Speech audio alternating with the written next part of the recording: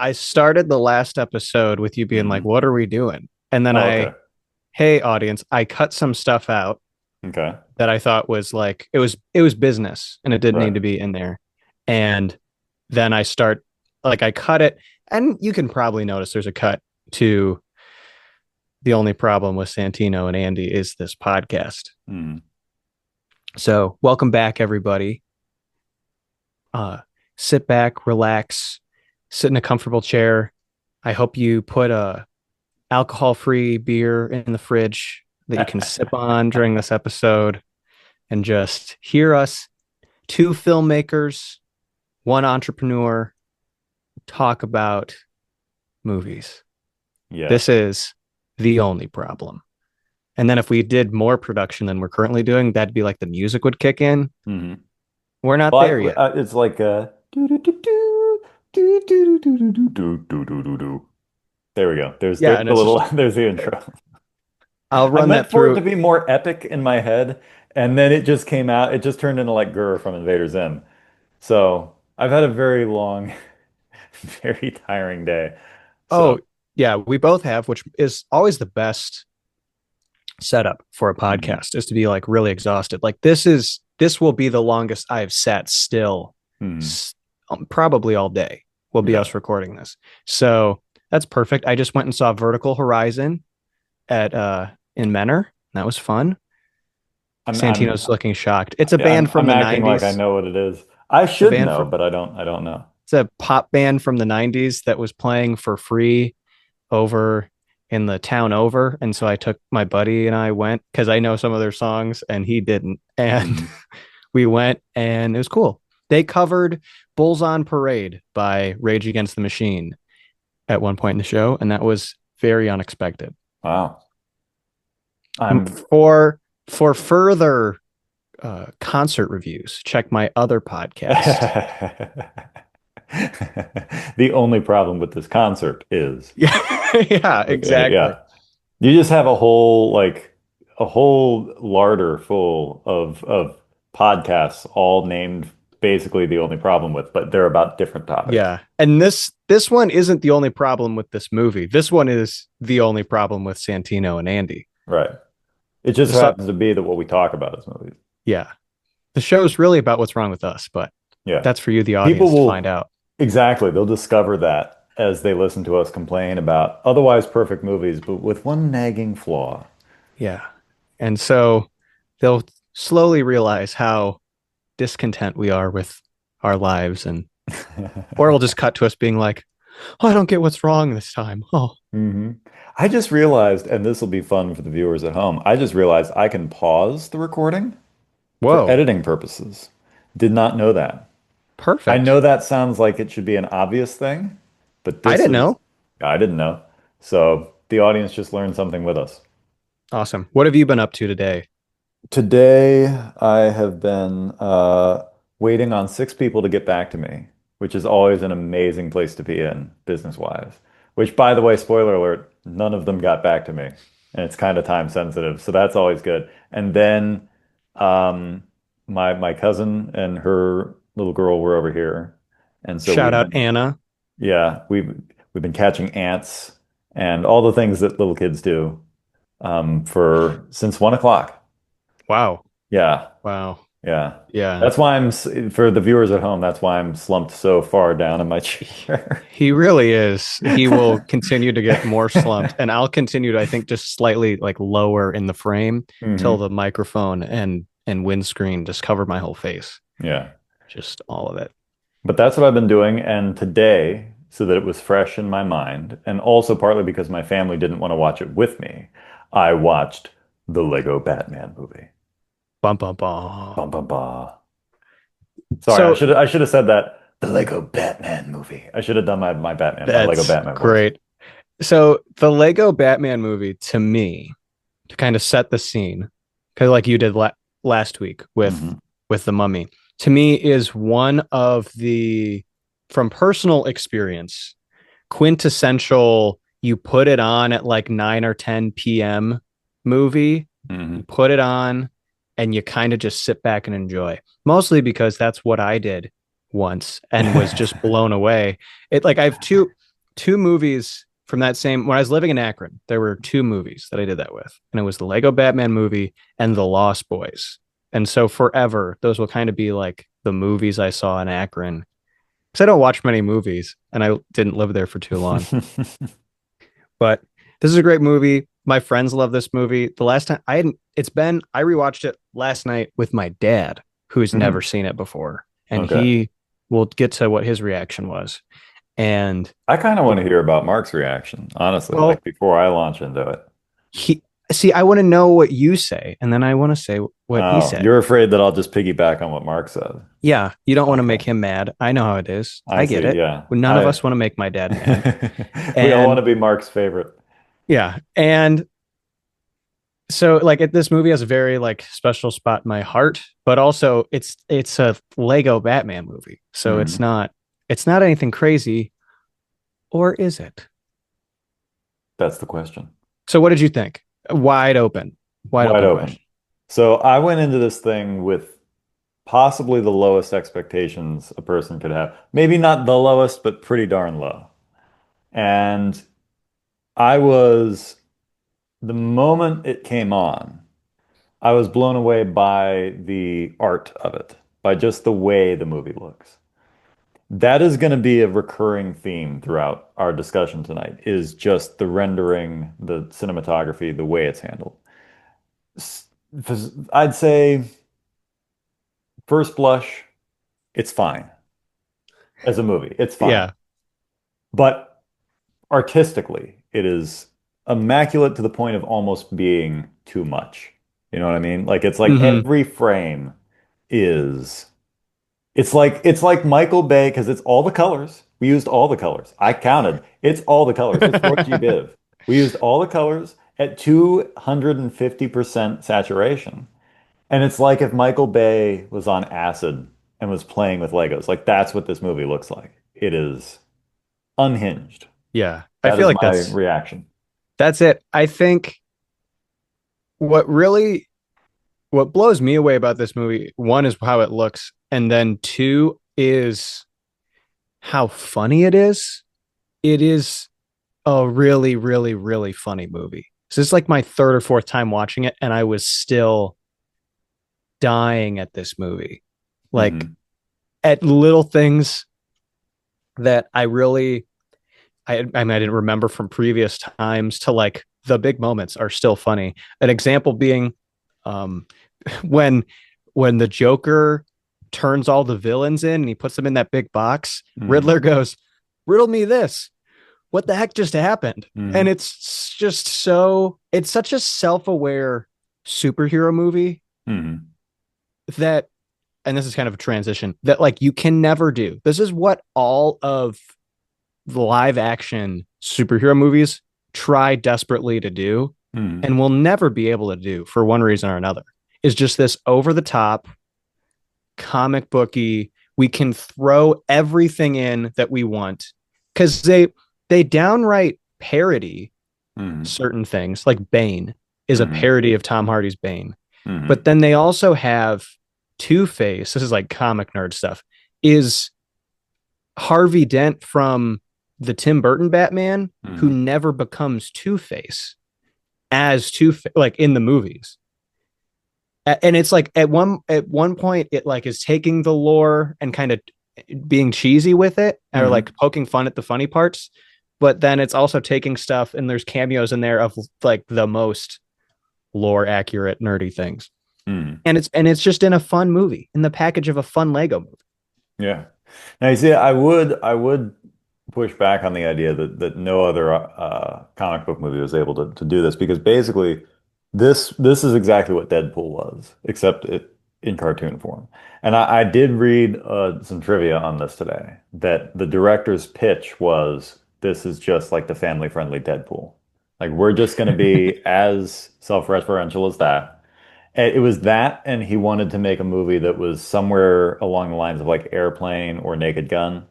And so I'd Yeah. say that they accomplished that. Now, you can ask whether or not that works as well in a cartoon because the idea of Airplane and Naked Gun is you're making a live action cartoon and that's why it's funny. When you do that in a cartoon, it's just expected because it's a cartoon. Yeah. So it's hard to say where that falls on the line. I will say that I found it to be at its funniest in the first like 30 minutes. That opening sequence, the entire setup of Batman, Batman's loneliness, the gag of him just standing there watching the microwave and going like making popping sounds with it. Like that's it's a long shot. It's a beautiful shot, by the way. Like the lighting is fantastic. But he's standing there and you're just watching him watch the microwave and he's going pop, pop, pop, pop, pop, like making these little sounds. His laugh when he's watching the Tom Cruise movie, um, like that sudden like irreverent, that might have been the hardest I laughed through the whole thing was his laugh at that moment was Dude, he laughs when it's the password for the computer. uh When Alfred says like Alfred the butler, he yeah. laughs at his own password. With with two Yeah, T's. with two T's. Butler, right. And I he just like goes, that Batman's exactly. It's the same laugh. I like that Batman in this is like he's like a 12-year-old. Like hmm. fart noises and like I like this version of Batman. This might be I know it's not canon, but this might be my favorite version of Batman. It's such a fun version of Batman. Hmm. So you talked about something you liked with the visuals. Do you want to like break that down? Like what impressed you? Because there was things I noticed this time around that were small little details that kind of like you're saying, like they didn't need to do Hmm. that were like, whoa, that I thought were really cool. Yeah, well, I mean, the first thing that struck me, obviously, I mean, you've got the color palette. Again, we're using all the colors. And but they I think in every way, from composition to lighting to color theory, and the way that they're getting the light to react to the textures, because Legos are so heavily textured when you look at them up close. And they had such an attention to detail with that. Even when characters' faces or their helmets change in an animated way, the texture is different each time. And they could have gotten away with it being the same texture, but they didn't. Because they were really trying to make it look like actual like brick stop motion, like Lego stop motion. I'd say the one thing that hit me immediately was that they are emulating anamorphic lenses. So it's not just cropped widescreen. It's that they're actually using a proper panoramic camera with the correct settings because not only are you getting that stretched anamorphic bokeh, which only happens if you have light interacting with a sensor the way it should, when the commissioner, Rosario Dawson's character, shows up and he first sees her and he's love struck, they're doing that thing where you can change the bokeh in a camera to be any shape and it's little hearts. And you can do that with a real camera, but you have to put a shape behind the lens, between the lens and the sensor in order to achieve it. And I think the shape has to be upside down, I think, because it needs to flip around. But anyway, they're doing that. And the only other movie that I've ever seen pay that much attention to the way lenses work is Toy Story 4. Outside of that, Yeah. most CG movies don't go that extra mile. That is exactly what I noticed this time was like, and it was in a random scene, was Hmm. like, oh my goodness, it's oval bokeh, which is a Hmm. characteristic of anamorphic lenses. So to maybe translate our nerd speak for a second, what they do in this movie that's different is not only do they mimic the way Legos actually look, they're getting right the way a camera would actually film them. Hmm. I mean, maybe not exactly right, maybe the physics, and I would say like the way like focus distances work, Hmm. they're They are probably, mixing depth of yeah, field for they're sure. like, there's, it's not perfect. And it's more like if they were even like people sized, maybe, but they're mimicking and, and the artistry of this movie is, mimicking, emulating what a real camera would actually be shooting Hmm. so well. I mean, Oh even yeah. though it's cartoon camera movements and it's, big wide shots that are crazy in like those intimate personal shots that it looks like it was really shot on a camera. And Hmm. to your point, like why? Because that's what they wanted to do. Like because Hmm. that's what movies look like. And they Right. wanted it because it's a cartoon and you don't really see that in a lot of cartoons. Even the best these days. It's not a cartoon thing. But yeah, that's what I noticed this time around. I was like, oh my gosh. Hmm. Wow.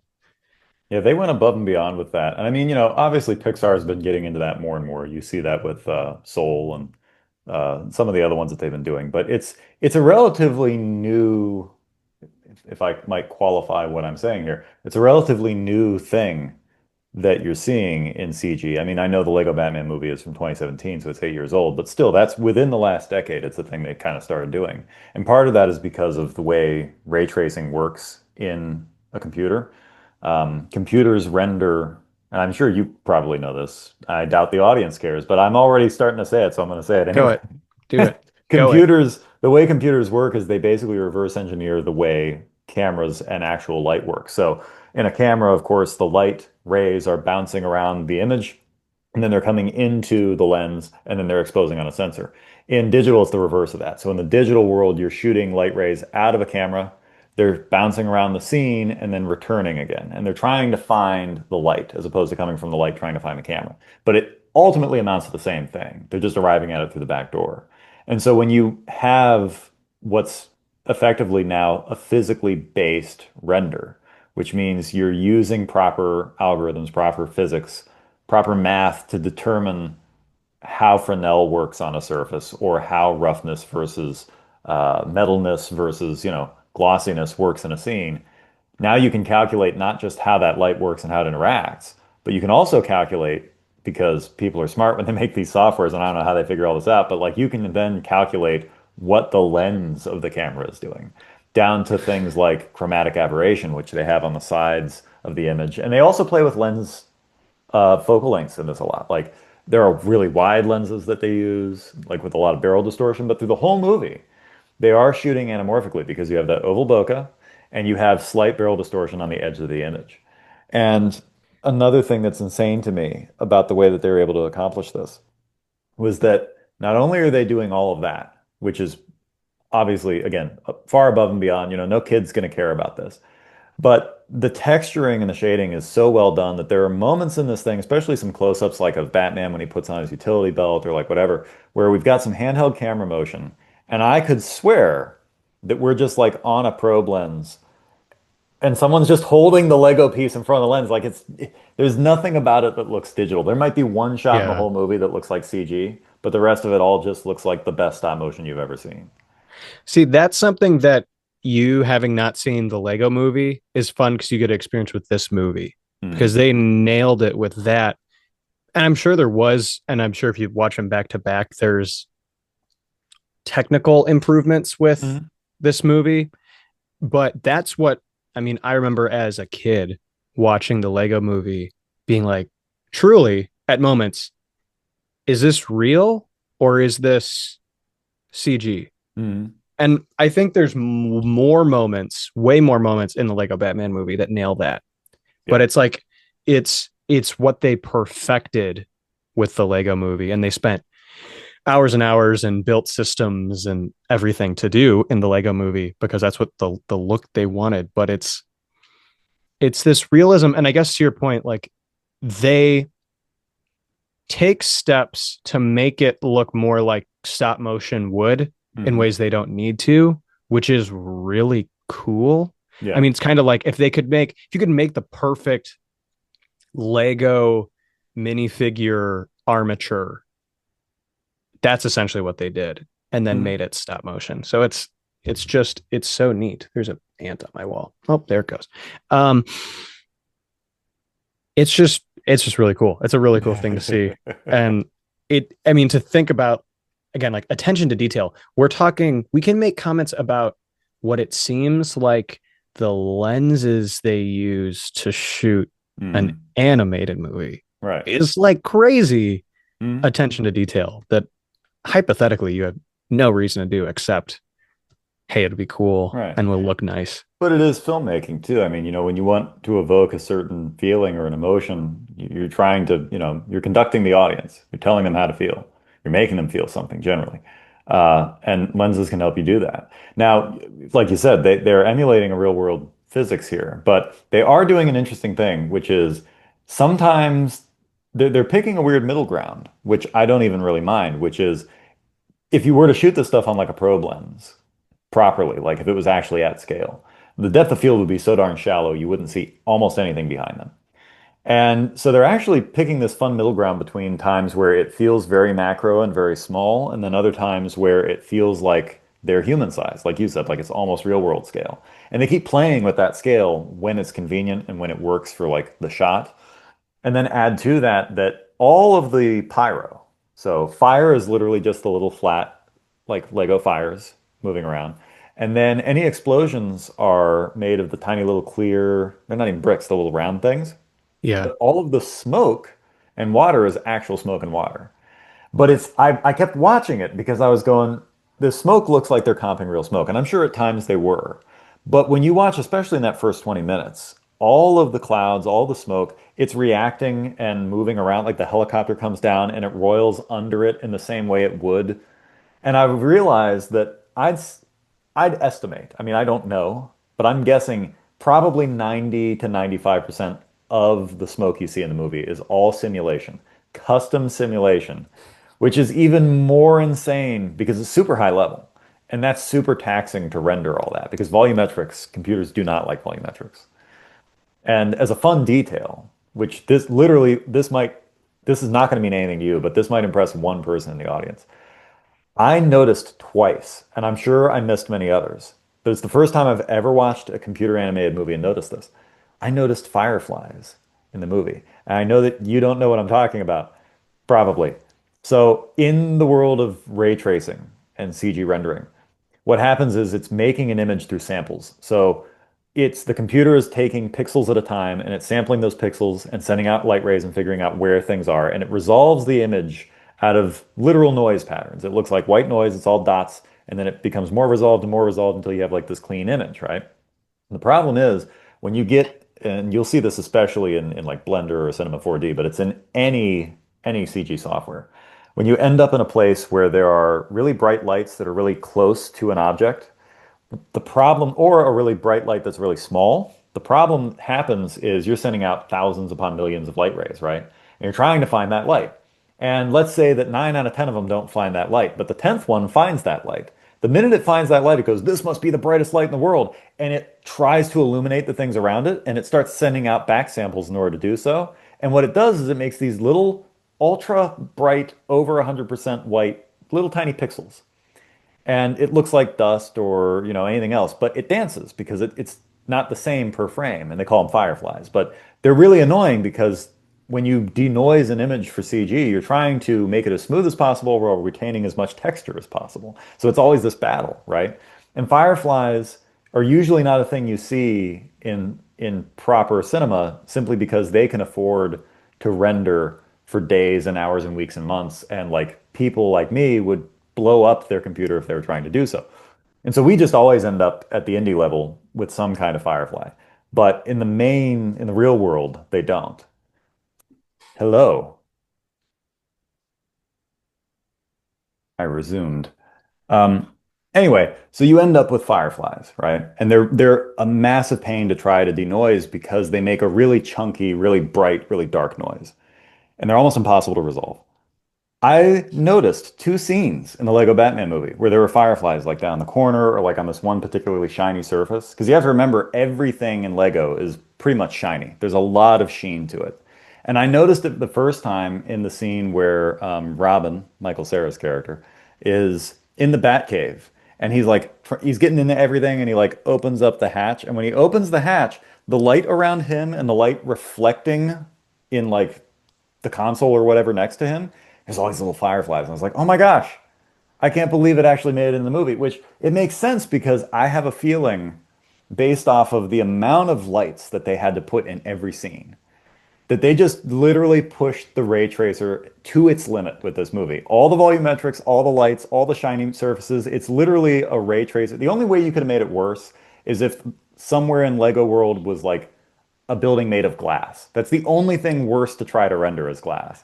And so I think they pushed it until it broke because I've never seen fireflies in another movie ever. Wow. So it was like literally a kind of a production from a Chance and production error. standpoint, they couldn't just take care of all of it. It was like, well, Apparently this is not. a short shot and Hmm. there's only one Well, shot, a couple shots in the movie. yeah, and I mean, you got to figure I wasn't looking for it, and I saw it, but there's, 2,000 plus shots in a film and how many artists. Yeah. So it's like stuff makes it through, but I just found that I know no one else is going to think that's interesting, but I found that to be kind of funny just to see that happen. But Yeah, that's really interesting. That's really wild. Is there a particular character that stands out from the movie that maybe you liked, you didn't like? I think the only problem with this movie, I'm gonna start incorporating that in my review. I Yeah, like I the didn't movie. I didn't do that in the last one, I don't think, unintentionally, but Yeah. The only problem with this movie is that it's for me, um, all all style. Story-wise, I knew where it was going from moment one, and you can set your watch by the beats that happen. And there really aren't characters. They cast a lot of characters to voice these people, but there's so many of them you really couldn't give them screen time. So, Harley Quinn is Jenny Slate, and that should be insane because this is Mona Lisa Saperstein, but she's got like three lines in the movie. And Zach Galifianakis is the Joker, but he's just he's just the Joker, So I wouldn't really say that there were characters. I think I was most surprised by the fact that they got Ralph Fiennes to be the butler, which was a fun detail. I don't know if it was so much a character. I did like that detail of him being in it. yeah. And I don't think there isn't a lot of depth to this No. movie, right? But I think what it makes up for is that style Hmm. and that Deadpool, family-friendly Deadpool, Hmm. self-aware, self-deprecating humor that just never stops. Like Right. almost never stops and is just I think it's just great. I think it's just fantastic. I mean, it's we have to remember it is a kids movie. It's a family Yeah. friendly and so those generally on the face of it generally are never that deep. Unless it's Pixar, in which case they're like best picture winners. But most family friendly movies aren't that deep. And this one in particular, trying to do the kind of humor that it does, automatically puts you at arm's length because it's Naked Gun, it's Yeah. Airplane. And so there's nothing wrong with that. It's just once once I knew where it was going, I was like, okay, I'm just going to watch the visuals because I And know what's happening. I think Naked Gun but Batman Yeah, works so well though. it does. Like it nails it as that. Hmm. I think a movie like this that they say like phrases like heck hole Hmm. is just like OM self gosh. yeah, Yeah, self-aware family friendly movie right. too. Just like hits really well with this. Hmm. Doesn't push any boundaries. If anything, it like points them out and kind of jokes about them. Hmm. I like Batman's song when he first shows up there and they get to the line of, who always pays their taxes? And I'm like, not Batman. Like that's fun. Yeah. I think honestly, my favorite moment, comedy wise, favorite moment. It was the laugh, but as I think about it more, I think my favorite comedy moment is when he's talking to Alfred. And Alfred's like, you gotta go to the commissioner's, retirement party or whatever. He's like, no, I'm not gonna. And he's like, well, you got to do the blah blah blah. He's going, nope, nope, nope. And he's like flopping around in the animation, and he goes backwards up the stairs, flopping around. That hit me as funny on like five different levels. And because like I said, Dad didn't want to see it last night, so I watched it today. He's And missing then out. today he came up because I was watching it on the computer. And I was like, you have to see this part. I'm like, just watch this part. And he thought that was really funny. And The kind of like boneless chicken move.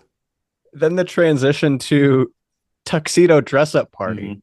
is very Needle funny as drop. well. That hit me this time around was so funny. I don't know.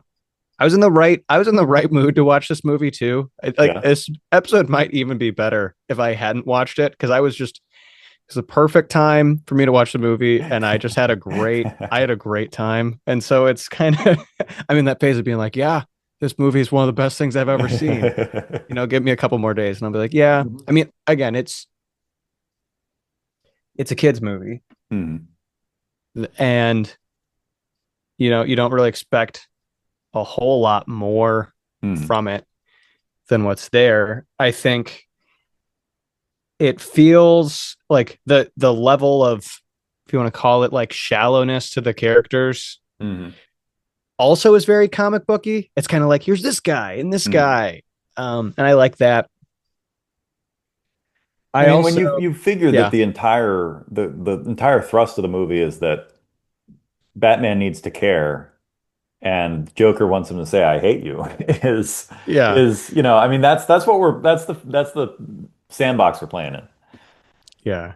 It's an essentially like a breakup movie, Hmm. or yeah, like a rom com structure to the Joker and Batman's relationship. Which is super weird. It is it's weird and like awkwardly funny, Hmm. obviously. Well, I mean, you've got the reference to, you complete me. So he's watching that movie, right? And then what's funny is in The Dark Knight, the Joker tells Batman, "You complete me," as a reference to that movie. So the whole thing goes around and around. Yeah, So there are a million references to this, especially considering that Bane, it's Bane from like the comics, but yeah. It's the Tom Hardy Bane voice. It's like, oh, it's like that And English that's gentleman what makes thing. it funny is it's like Hmm. a very comic accurate looking Bane. He's Hmm. huge, he's ripped, but then he's like, oh no. Which I don't know who told Tom Hardy that voice. I like Tom Hardy, but I don't know who told him that voice was a good I idea. like, yeah, I like I Chris love it. Nolan. Yeah, I actually am not the biggest Chris Nolan guy, right. but don't hate him. Yeah, But he was like, we're going with this. And apparently. so my dad really liked it. Hmm. My dad said it was really cute. When I asked him at first what he thought, he said it was really cute. I went, Yeah. okay, good. Yeah, cute. He, I think cute and self-aware would be the two. That is the way to put it. yeah, See, this it's is cute. why I wanted you to tell me what Mark thought, because then I would just say whatever Mark said. Yeah, and I wanted to let you go first. Well, he just has such a way of like phrasing He things. has a way with words, He that does. Mark. He's not a devotee, but he's conversant. It's my Yeah, favorite response he ever gave. Remember that? I think so. We asked him about Struble, and that was his response. That was his And response. I about crapped myself laughing so hard. And he said it so matter-of-factly too. Yeah, I think if you know me and you're listening to the show and you don't know my dad, any sort of like trying to be wordy Mhm. is what my dad is. Just naturally, Yeah, he just has an impeccable vocabulary. he has a really good vocabulary, has a really good way with words. But he laughed at more of this movie than I thought he would. Like the no no no no part, like that really got him That's the too. funniest. I think that's the funniest part of the whole movie. Between that and his Yeah, laugh, those are yeah, amazing. his laugh is really good. I don't know. There's things that stood out to me this time that were so funny, like Robin calling him Padre, and he's Hmm. like, "What's that?" He's like, "It means father," and he's like, "Well, can it also mean cool word for buddy?" Hmm. And he's like, yeah." And he's like, "Well, okay." Yeah. It's the small things, but So what else did your dad think of this? that's pretty much it. We watched That's it. it. He Okay. That's kind of what he said. He went upstairs, went to bed. I watched baseball. I watched baseball. Then Right. we didn't see each other till midway through the day today. And then we were like, that was fun. And then we Hmm. are like, yeah. And then that was like the extent of this Lego Batman movie conversation with him. He might have said more. I don't Hmm. remember. It's You been a need to long start day. recording your conversations. Yeah, I really probably should. One day I'll look back and wish I had. Hmm. Were you a Lego guy as a kid? Oh yeah. Yeah. Okay. Big Lego guy. I mean, I can't think of too many kids who weren't. I still have my Legos somewhere in the house. Me too. Me too. Um, I tried back a few months ago, I tried to sell some of my more valuable Bionicle masks on eBay and they sold, except I wasn't paying attention to where it was shipping and didn't realize it was shipping to the Doral, Florida scam zone. And about a week later, the customer wrote back to me and said he never received the shipping and demanded a refund. And then once I looked at where he was, I was like, oh, yeah, this is a freight forwarding service. This is probably going to Africa. I'm never seeing those Legos or my money ever again. And eBay has like that customer is always right return policy where even if you don't refund them the money, they'll send them money out of your account anyway.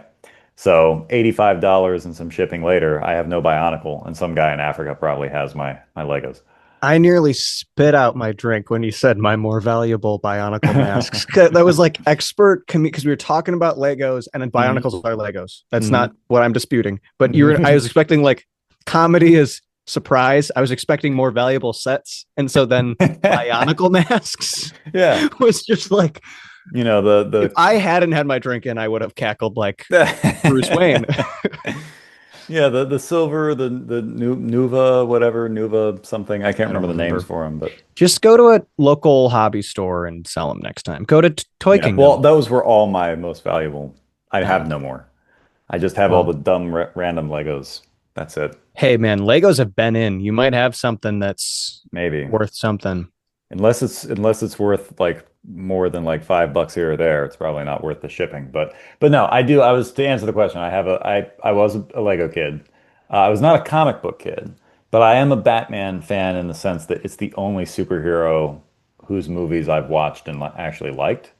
Because I never cared for Superman, and I never cared about any other superheroes. And Batman's not super. It's DC Comics. It's Detective Comics. So it's Batman was always noir, and I like noir. So I was like, okay, this is fine. And I like the idea that Batman's like this kind of immature child.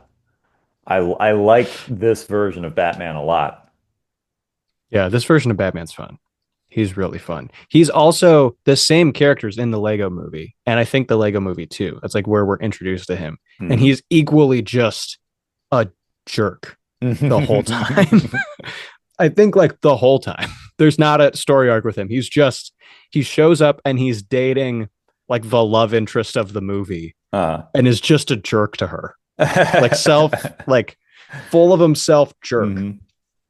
I love And that they it's got Will Arnett to voice him. yeah. Because I always forget that Will Arnett kind of has a raspier voice and that he can go even lower with it. Because he's the one that, well, and this is going to be lost on you probably, but he's the one that narrated the Don't trailer from Grindhouse 2007. See, this is the problem, Andy. I need you to see Grindhouse, but I don't, The yeah, claws the clause is probably going to come into play there, and is I don't think binding. you'll be able to see it. I might be able to, can I send you just the Don't trailer? I'd have to watch the Don't trailer again to make sure that it doesn't violate the clause. If it doesn't, I think you have to see it because it's pretty great. Okay. It's an Edgar Wright trailer for a fake movie that doesn't exist, made in the 70s. And there's no perceivable plot. It's just like people show up at this creepy old house, and the narration, there's like no speaking, and the narration starts, and it's Will Arnett, and he's like, if you are thinking of going into this house, and then all of a sudden some jump scare happens, he's like, don't. And then it's like it just keeps doing that. It just keeps setting up. If you're thinking of doing this, don't. And then like somebody gets like an axe through the head, and then something else happens. And it's like it's ghosts, and then it's like just murderers, and then there's like zombie flappers, and then there's like a witch, and then there's like a creepy kid, and then there's a mutant, and then there's like some like mongoloid in the basement who's like clapping his hands and eats babies. It's like every possible horror trope you could have in a Oh, horror movie. And they just throw it at the screen really aggressively for a minute and a half. And it's like, don't. And then at the end, it's like, if you were thinking of seeing this film alone, don't. And then there's one last don't. And it just goes, don't. And it's like, that's it's a great. great trailer. Two thoughts. Yes. Do you have any uh expectations for this new Edgar Wright movie? Do you know a thing about it? Do I you didn't know he care? was I haven't currently seen an making it. Edgar Wright movie, a new Edgar Wright movie. To be fair, I don't know the latest Edgar Wright movie I've seen. I've not seen a lot of them, You but there's saw been a Baby couple. Driver, right? No. You're going to have to see Baby Driver. Well, we're That's going to doing be the on the list. podcast where I watch Yeah, movies I haven't seen. So we'll see where that's a that good comes one. up. Hmm. But it's based off a TV show and it looks bad. It right now looks really bad. Would you want to remember the name of Two, it? Running Man, Oh, oh, yeah. No, I know this. I didn't know he was that's Edgar Wright. rebooting it. Okay. Well, that'll be interesting for sure. I don't know if it'll be good, but it'll be interesting. It looks like a We Hate America movie, and I kind of hate that. It sounds about right. That Um, is the trend right also, now. also, is mongoloid a word we can say on the podcast? What does that mean? What? Mongoloid? I mean, it's probably outdated. I mean, should I just say No, hard? Like just straight out. I Uh, just I'm not familiar with mongoloid. it's an old-fashioned term for a person with Down syndrome. Mongoloid. Offensive Okay. noun. Yes. Kind of like tarred, or can we just Yeah, say we can just assume. ultratistic? I didn't know that. Okay, that was So one just either. here's when you're editing, Andy, I'm not going to just edit it out. okay. I'm not going to, I don't think I'm going to edit anything we just said. There's nothing wrong with what we just said. Some people just won't like it. But, Like the comments those you make people are to, mongoloids. yeah, maybe they are. Maybe they are. Maybe. Not that there's anything wrong with that. To reference Seinfeld. I was going to ask you something else. Oh, have you seen Weapons yet? I I've was heard gonna go see it really good tonight. things about it. I was gonna go see it Okay. tonight, but then I've my not uncle seen wanted it. to see it, and I was like, well, he always wants to go to the early showing, so we might go see it Thursday. I want to go see it. I haven't looked up how it relates to the clause yet, Hmm. but I've only heard good things about it. I looked up. Let me see. I believe it does not violate the clause. Weapons, weapons, weapons. Where is IMDb? Um, it's doing really well. I'm afraid it's overhyped, probably. I watched one review and then I that was spoiler free that was like this is just really good. I don't even like horror movies and I like this. And then I watched something else that was maybe even like a short and it was Hmm. like don't pay attention to any reviews. Go see Weapons right now. Right. Yeah, I don't think it violates the clause. You look it up and see. I'll From look it what up. I've read, it seems fine. Um, It's got Josh Brolin in it. and thank God, because it was originally supposed to be Pedro Pascal again, and we got Josh Brolin instead. So praise the movie I'd gods. I'd take a wave of Josh Brolin movies Oh yeah, for any sure. day. So here's the thing, though. I have an early prediction, and this could be interesting because the next movie we talk about on the podcast could just be Weapons, because neither of us have seen it. We're both going to probably see it in the next Yeah, week. I would have to see it within the next week, and I'm not sure if I can do that, but I can try. Okay. Well, what we could do is we could just plan on talking about Weapons at some point, and then whenever Mhm. you've seen it, we just talk about it. We talk about it. But I'm down. I think, because here's my early prediction.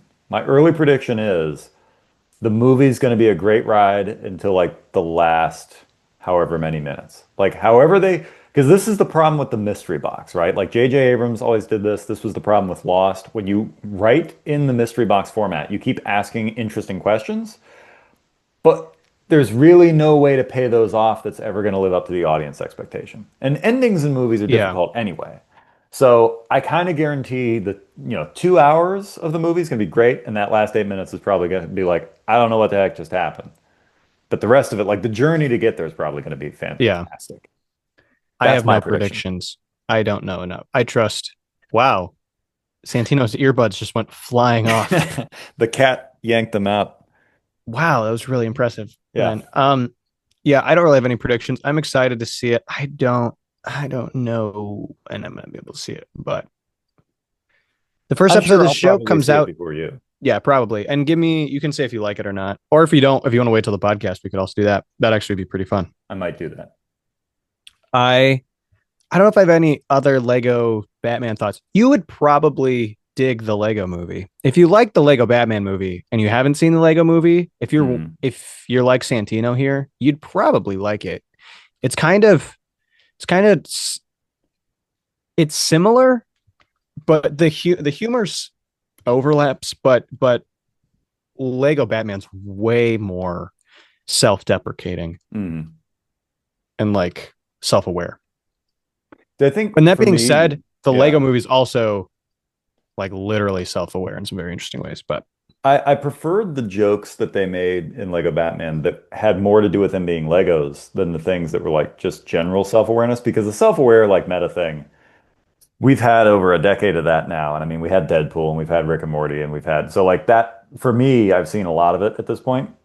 What I liked though in this one, because it's both total ex machina, total cop out, but like or sorry, Deus Ex Machina, but like total cop out, but it works because it's a cartoon, is Gotham is busting apart and they start squeezing together, and then it goes click. It literally clicks together like a Lego. And it looks like it's missing a frame. It's just like pop. And then it's like and I'm like, oh, okay, yeah, all right, fine. We're doing that. Like let's do it. Yeah, there's a lot of we're going for it. Yeah. I'll say maybe the hardest I laughed, and I know I've said this a few times, but I think this is real. Was and I've heard it was. I remember from the last time I watched it. It's when they're introducing Barbara Gordon, and Hmm. they say she went to Harvard for police, Hmm. and that she lowered crime using statistics and compassion. And the Yes. way those lines are all said, and what Hmm. they are, like Harvard for police, like that, I was dying laughing. And like for a minute or two after, I was like Hmm. trying to reel it back in, and it was just so funny. I love jokes like Harvard for police, though. Hmm. Like that. Well, that's that very like SNL John Mulaney type writing that I think a lot of millennials and Gen Z grew up with that, and I think it's something that works really well because it's all wordplay. It's all very, Mm, and it's specificity. The specificity is what gets you. Just like bulking yeah, up for football. It's like it's unexpected and it's specific, and those are the things. I love that that's a thing I can say, and you still chuckle about it to this day. yeah. And I'm like holding it in. Santino once said, I think we've told the story on both podcasts, the one that Well, the never one will that come never out, came out, so and now this one. Santino and I were once at a Barnes and Noble. We're sitting down at the cafe to like just chat, and his like chair gave out a little, and then he like corrected and caught himself, and he went bulking up for football. And I laughed for probably the next 5 minutes. And and then the rest of the visit too. I was Like gonna, you yep, I was gonna say, kept and coming up. for the rest of the night, and we then like went to dinner and did like other stuff. There was hours left where I still would laugh at bulking up for football. Hmm. Oh, and what's funny is that was what, a It year ago? was oh, it's longer ago. It was Over a a year couple of years ago? ago. And you're Yeah, still laughing and about I it. still think it's so funny. That's amazing. Bulking up for football because Santino's doesn't play sports. Santino's not in that season of life. You're like bulking up for football. And I think you've also said things like coach said, and like those things get Yeah. me I have a like lot of no other. sporty references because I know you're a sports fan Oh, look at me. I'm and Mr. Sports. yeah, well, you're a sports fan. You watch a lot of sports. I And am. I I'm am watching not. a lot of sports. I'm the opposite of sporty. I'm what you would call indoorsy. And You're an indoor so boy. I'm a real, yeah, I need climate controlled. I need like, corduroy pants and and elbow patches. I need a bubble pipe too, I but think yeah, for you're my not movie ruling reviews. yourself out of sports. You're just in the wrong time. Like Yeah. that's you. We should go. I'll. You just talked about how you don't like sports. I've said this on multiple podcasts now. The the essentially like the minor league equivalent in basketball, the Cavs have a team in Cleveland, and Hmm. they play in this old time. They play at Public Hall, Hmm. which is like a concert venue from the 20s, and it's gorgeous. And they play basketball like in the middle. It's the like the coolest thing. Even if you're not a fan of basketball, it's like a really pretty building It in sounds like Cleveland. the only way to watch basketball, as far as Yeah, I'm I don't have concerned. my phone, but I'd show you a picture. Like here's Yeah. Public Hall. But I love that we have the ability to share screens, but you're like, I'm gonna hold my phone screen well, up to the okay, how do I computer share camera. my screen? Well, we're on a podcast. We can do it after. I'll plus it then would just Yeah, be me like being like, okay, when did Mark and I go? right. When was that? I'd just Well, be like a lot of me thinking. so So, getting back on topic, Lego Batman movie. I've watched th- it. did you okay, rate it? What is it? Rate it out of 10. It's Do out you of like it or 10. not? And does I'd it have I'd your put it heart? I'd put it at a solid. Let's see. Oh, I forget. Are we doing just even stars, or are we doing like half stars, I don't like think we IMDb established does? it. I don't I think you did half. You did like a 7.5 last I time. think I did. So, okay. So at least half stars. I'd give it like a 6.5. Like it's a I'll take watchable, it. it's a fine movie. It is, I understand why it meant and it hit harder to you and like meant more to you than it does me because I'm jaded with the whole like self-aware superhero humor thing. But I do think that the saving, more than the comedy, definitely more than the plot, the saving grace for me was just the visuals of it was just, it was immaculate. I wish real like live action movies looked like this, but it's impossible because no one has that kind of time on set. Yeah. So yeah, definitely like 6.5. It's And good. did you like it? I liked it. And I'll assume it doesn't It have does your not heart. have my heart. No. You're going to be hard pressed to find I things that know. have my I heart know. because I've already seen most of the things that have my heart. Now, Yeah. winding back several years, you recommended Nope to me because you had seen it before I did in the theater. Now, Nope, I believe, if I check my IMDb record, I think I gave that like a 7. It's like a modern classic. And that thing is like this close. If it was a little less overindulgent in its runtime, I think it would have my heart because just the concepts alone were so great. That rain Bro. scene, the it spitting up all the trash onto the house, blood coming down the house, and then sunglasses at night but slowed down, really creepy. Like I think that's I'm gonna say like if it were 10 minutes shorter, just a little tighter, it would absolutely have my heart. It is so I close. think in concept, Hmm. I was it's It's it's conceptually the one of the most most original things. exciting, oh my goodness, this is what this movie is, I Hmm. think I've ever had in the theater. Oh Which yeah. is like say like a movie I went and saw in the theater because we went in, and I'll even say this, like I know we're a very spoiler filled podcast, but if you Hmm. haven't seen Nope, stop the show Yeah. And and just pick go it up watch it. after you have. Because Hmm. seriously, but realizing, and I mean, you know me, Hmm. but realizing, oh my goodness, I'm not really watching like a flying saucer movie. I'm Hmm. watching like a giant monster movie. Yeah. That Was is like, also a flying saucer yeah, movie. I was like, this is awesome. Like, this Hmm. is not what I was expecting. All the trailers were misleading in the best possible way. They Hmm. threw you off from what the plot really was, but brought you into the theater. And it was like, this is incredible. This is terrifying. And I think it's also the most like, okay, what the actual heck Hmm. is going on, especially Oh if you yeah. throw when you throw in the monkey and all Monkey. of that. It's like, oh my gosh. But Oh like yeah. realizing I'm watching a cult, at least a cult classic movie Hmm. in the I'd theater. give it modern classic for sure. I think it's a modern classic. I think, and honestly, like I said, if it, and I'm being super nitpicky too, because conceptually, it already is a home run. It's the most original concept you could ever hope for in a flying saucer movie. Because you asked the right question. What if it's not? What if the flying saucer is an animal? What if it's not a ship? Like that alone is so interesting. But to be super nitpicky, it's like if you just tightened up 5 minutes here, 2 minutes there. Like just it's you can tell like he wrote it during the pandemic. It's a little overindulgent. He had, whatever, like 50, $60 million budget. We shot it on IMAX. Like you can move things along a little bit here. I was never bored, but there are moments in the movie where you start Yeah, for going, this sure. scene's kind of going on a while. If it weren't for those pacing issues, and again, that's super nitpicky, but I mean, yeah, the monkey, thematically, you've got a lot of interesting things happening. Even just the start of it is amazing. Such a So good movie. yeah, I mean that is probably of the Andy Matzke recommendations, that is the closest thing.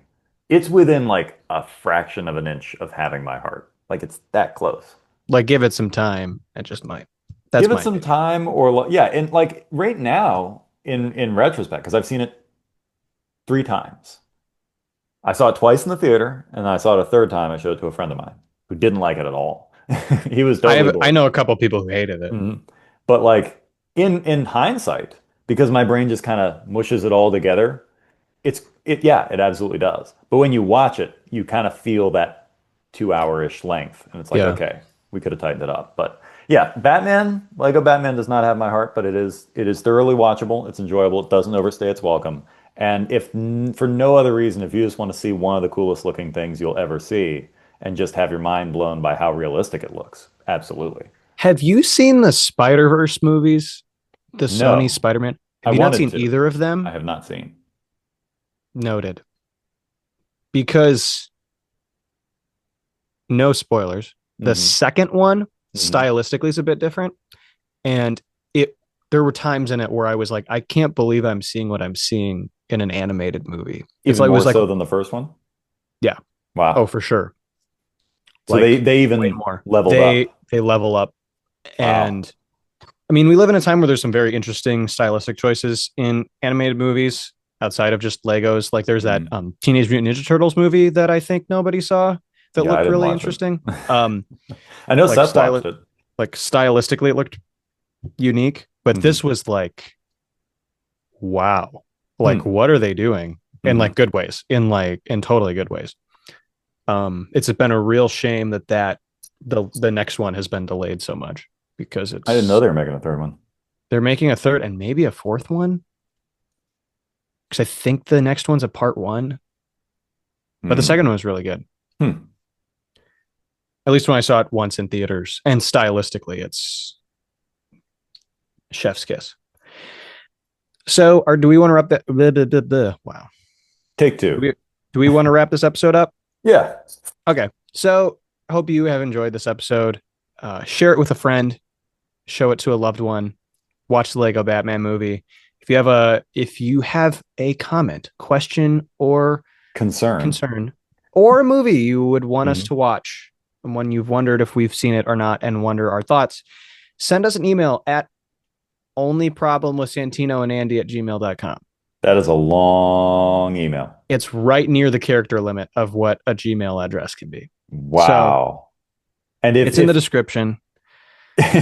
Only if problem with Santino and Andy. if the audience doesn't approve of my outdated verbiage, they can complain. Yeah, Also, send all your complaints about the term Mongoloid to the to Santi. I wasn't trying not to say it. I just couldn't remember. I was thinking Melungeon, knew it wasn't Melungeon. Melungeon. Nope. Malignant. Malignant, Maleficent. I think that's a movie. Maleficent. We have to talk about Malignant on this podcast because I Yeah. was talking I want to rewatch it because I think it's only been the one time for Mm, me. that's an Among amazing movie. among the Andy and Santino cult classic movies, like our bread and butter Hmm. shared lore, we have Hmm. Malignant is like the movie. I was telling my friend about it the other day because I was talking about the Where's My Mind cover. That was literally the thing. I was like, have you seen Malignant? It's this wild James Wan movie. And I've always wanted a blood connection with someone. But we're sisters. No, I'm adopted. it's wild. If you haven't seen Malignant, go check out Malignant because we'll have a fun You will time. And we'll talk about it. never have a bad time if you're watching Malignant.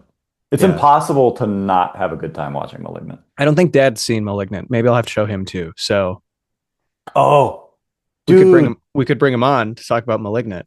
that's what we need to do because we've both seen it. Yeah. Guest episode, we have to do this. I don't know when, very soon. Guest episode, you make your dad watch Malignant. We bring him on the podcast, and he's got to talk about Santino is visibly animated. it. This is the most awake I've felt in like over an hour.